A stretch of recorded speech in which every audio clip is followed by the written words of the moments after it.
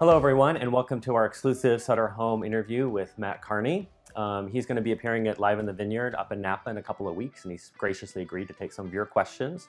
We're going to get to those in a few minutes. First, we're going to start talking about music. All your fans want to know what's going on with the new album. It's been a few years since It is. It's been a few years, yeah. And so, what's the status? I know you've been hard at work for a while now on that. Yes, we have been like slaving away. We're done. I'm just like putting the final little track listing, that kind of stuff. But yeah, the right order, getting the right order. Yeah, the flow. You know, the flow is very important. The flow is especially with my music. It's very like it can be schizophrenic. You got to get the right track listing. How many iterations of that happen when you're doing that? A lot. Yeah. Because whatever you just did last is your favorite song. Right. I've come to find out. So you're like, that's first, and then the next week you finish another thing. You're like, oh, that's going to be the first song. So yeah, we're kind of like have enough distance that we're figuring that out, and we just shot a music video. This like. For the new single, and it should be out beginning of next year.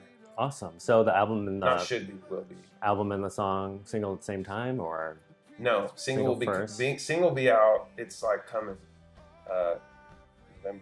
Awesome. So October. Yes. Can you share? I get those months screwed up. Time to share title or no? Yes. Heartbeat is the single. That's the first time I've ever said it. Awesome. Here it's Exclusive. Right Super now. Exclusive. Heartbeat. Yes. Yeah. Nice.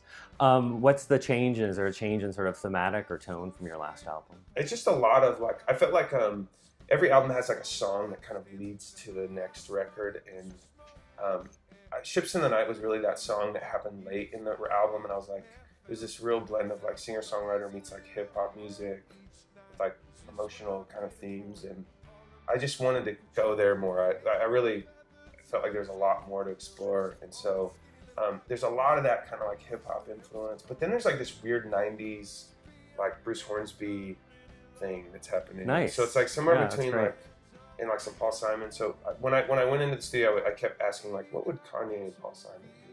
That was like my goal, was like to make this Paul Simon hip hop record. Interesting. Yeah. I think that leads into some great questions from your fans. Vincent Carlton from Denver asked this question. What's the inspiration for your current music? So you talked a little about Bruce Hornsby, and do you sort of think about like a decade, or you think of something that you've been listening to or haven't listened to in a while? My inspiration for this record is definitely like 1993, I would say. It's a good year for music. It's a good year for music. I don't know what, yeah, for me it was. I was listening to like Naughty by Nature and like Diggable Planets. And I go to like alt rock immediately, like Smashing Pumpkins. Smashing Pumpkins, I love them. Yeah, I had all their stuff. But I was listening to a lot of hip hop. Jenny L. from Coburn, Virginia, she said, what would you say is your biggest message that you want people to get through your amazing music? Every song is different, and every album is different. I know for me, a lot of it started in Chico when I was like kind of finding out who I was and my inspiration, and I really started writing music for my friends, and just really wanted it to be redemptive and like full of hope. And I don't know, I just felt like that was kind of what I had to offer.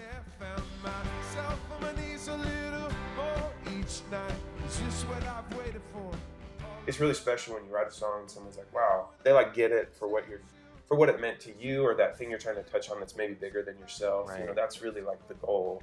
Bryce P. has a very specific question. He wants to know the story behind What's a Boy to Do from your Nothing Left to Lose. What's a Boy to Do? Wow, which is funny because What's a Boy to Do, like, I feel like theme is very much like it's about middle school, and a lot of the new record I'm writing is like about that era of your life where you're kind of like finding out who you are.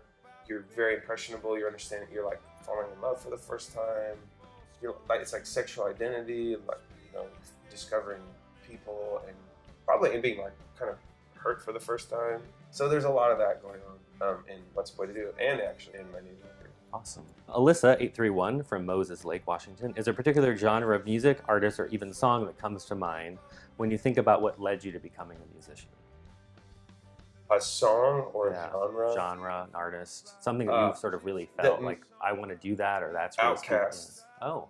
Atlean's record. That was the one. Like, classic. They're singing, they're telling stories. It's like hip hop.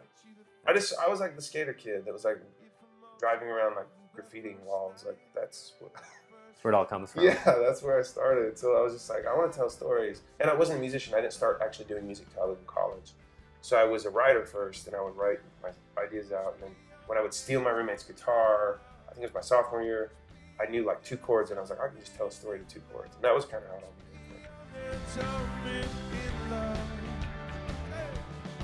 Morgan D, at what point in your life did you realize that music was your passion and that you knew you were going to pursue that? So you were talking about originally you were sort of a writer. Yes. At one point did that shift and you're like, I'm actually going to make this my career? Sophomore year in college at Chico State University, I became an English major. I knew like writing, I could write these papers, and I really would like write these gut-wrenching like papers to my teachers just to see if I could like, I don't know, I really enjoyed writing. Yeah. I was just pushing. Yeah. I'd say some incredibly like emotional, personal thing, and like my argument for why this book or something. I just enjoyed that process of doing that. And then when I found the guitar, I was like, this is what I want to do. And yeah, it wasn't a job. It wasn't trying to make money. It was just like I loved it so much. It just was like what I wanted to do. Sort of had to do it. Yeah. Some people want to go shopping, play golf. I wanted to write songs. Write songs. Yeah, Awesome. that's all I wanted to do.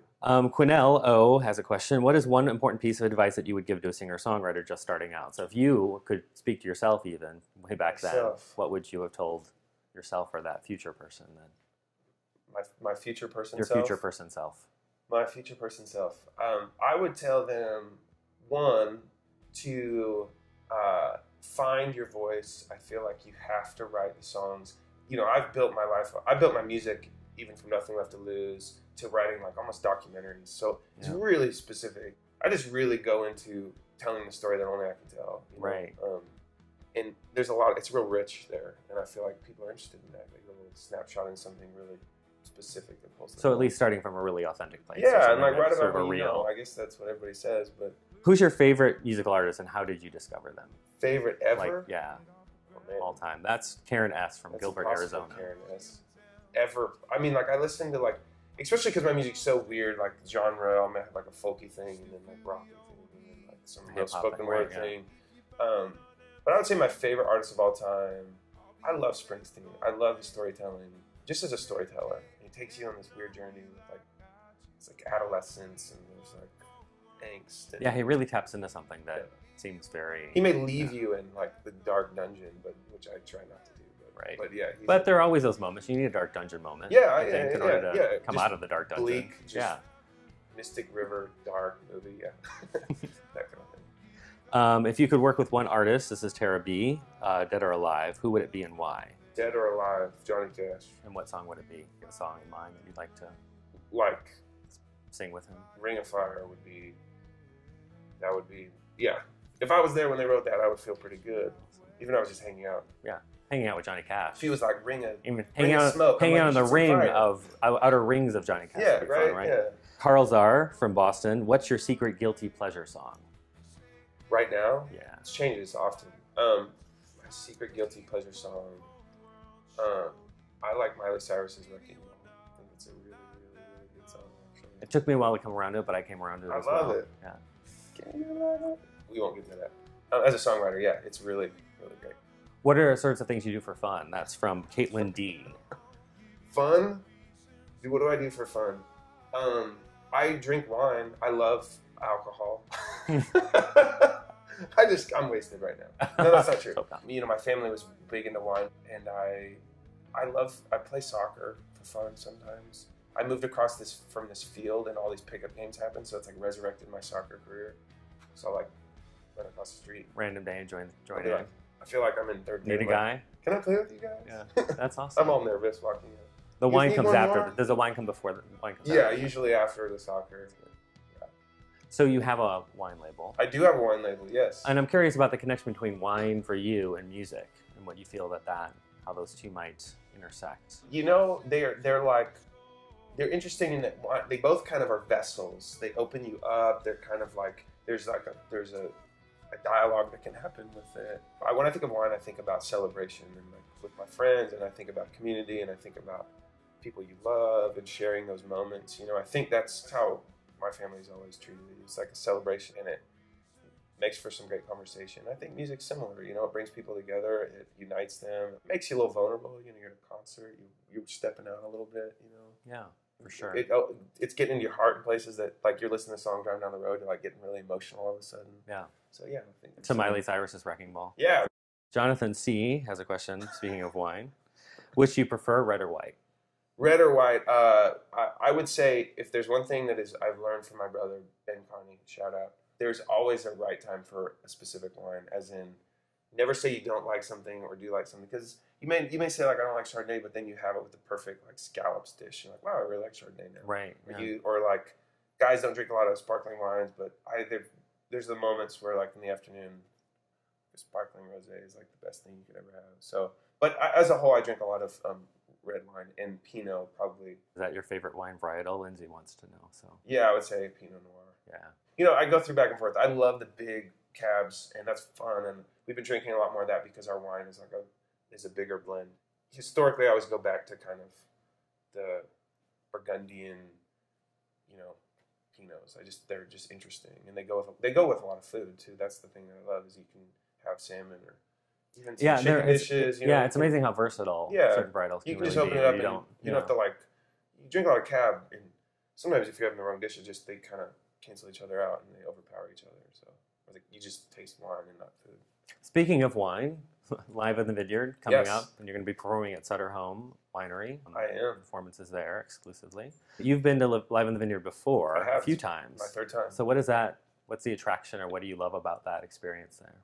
I love it's intimate. I mean, it's what can't you love about it? Wine and music and Napa, and it's beautiful. I personally love like the relationships you get to make with artists too, because anytime you're doing a festival type environment, you're usually off in your own world, and so you get to meet artists and connect with them, and you get to see them perform with their fans, and something special about Napa in that weekend. And sort of an eclectic lineup too, Yeah. in a way, right? It always is. That's what I love. You get a little bit of everything. Yeah.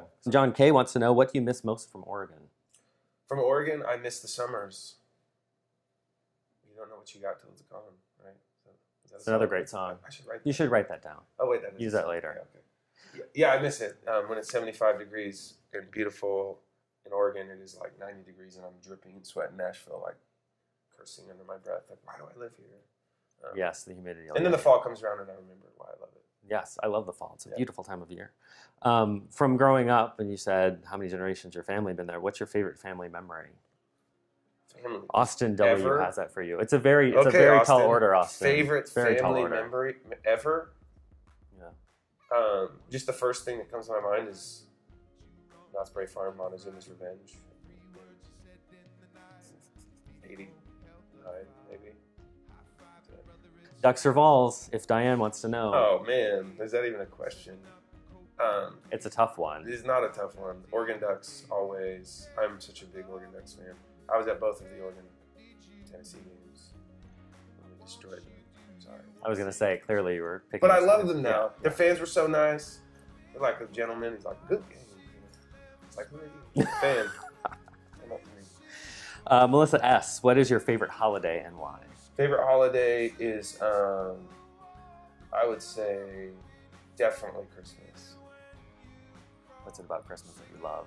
I think the woman that I chose to be with in life, I have no other choice. I think we already have she's already pointed out like at the height of our new ceilings how high the Christmas tree can be, and She's planning. it's crazy. She's on top of it. It's like August. She's like setting up. She's one of those people. Yeah. Like a little weird. I'm like, babe, this is not. The weather changes a little bit. They're like, it's time for Christmas. She's like, let's sing some carols. I'm like, wow. You gotta Christmas embrace that though. candles. You know, it's like smells like a big old like Pine evergreen forest. tree Yeah. when you walk in. Yeah. Oh, it's really. It's good stuff. It's really intense in our home. Emily G. wants to know, if you could have lunch with 3 people, lunch, not dinner, so think casually, dead or alive, who would they be? Bruce Springsteen. Einstein seems like a cool guy, and Bill Cosby. It's an interesting mix. Here's a tough one. Who would win, Superman or Goku? I don't know who Goku is. I'm sorry. A million people that are into some subculture I don't know of, but I don't know who Goku is. I'm sure there's a lot of you too, and I'm probably the odd man out. I don't know who Goku is either. Superman. So, we're looking forward to seeing you at Live in the Vineyard in a couple of weeks. Do you have the set list? Have you thought about like what you're going to be? We're going to be playing some new songs for the first time. Yeah, there'll be some new music, some oldies. Some fan favorites. I haven't totally figured out the set list yet, but You've got a couple I'm weeks. working on it, yeah. You've got some time. Yeah. You've got some time. Well, we thank you so much for taking time with us, My pleasure. getting those important questions answered today. Again, we look forward to you at Sutter Home Winery in a couple of weeks, and thanks so much, and good luck. Can't wait to hear the music, and everyone out there, Matt's got new music coming out. Catch him on tour when you can, and grab his music when you can. Thanks.